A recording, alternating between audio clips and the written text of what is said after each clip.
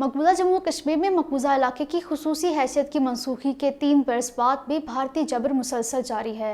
New York में कायम human rights watch ने अपनी ताज़ा रिपोर्ट में कहा है कि भारत मकबूजा जम्मू और कश्मीर में आज़ादी इजहार, पुरअमन इज्तिमा और दीगर बुनियादी इंसानी हकूक़ पर पाबंदियाँ जारी रखे हुए है।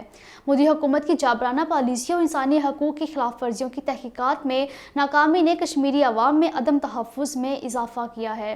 मकबूजा जम्मू और कश्मीर में मीडिया और सिविल सोसाइटी ग्रुप्स के खिलाफ क्रैकडाउन तेज हो गया है और बगैर सबूत के कश्मीरी सहाफ़ियों, कारकुनों और सियासी रहनुमाओं को हिरासत में लिया जा रहा है।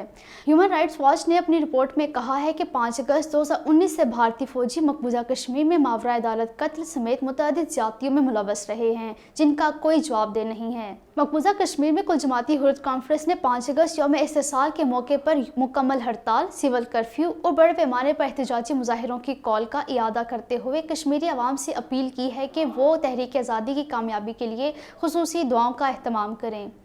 भारतीय फौजियों ने राजौरी के इलाके बदल में तलाशी और मुहासरे की कार्रवाई का आगाज़ किया है। मकबूजा कश्मीर में रवां बरस अब तक मुख्तलिफ हमलों में भारतीय पुलिस के 10 एहलकार हिलाक हो चुके हैं। एक मीडिया रिपोर्ट के मुताबिक इन पुलिस एहलकारों में से 9 मकबूजा कश्मीर के मुख्तलिफ इलाकों में हमलों में, जबकि एक दस्ती बम धमाके में मारा गया। पाकिस्तान मकबूजा जम्मू और कश्मीर की खुसूसी हैसियत को ख़त्म करके गैर कानूनी इक़दाम की मज़म्मत और भारतीय फ़ौजी मुहासरे की 3 बरस मुकम्मल होने पर 5 अगस्त को यौम इस्तिसाल मना रहा है।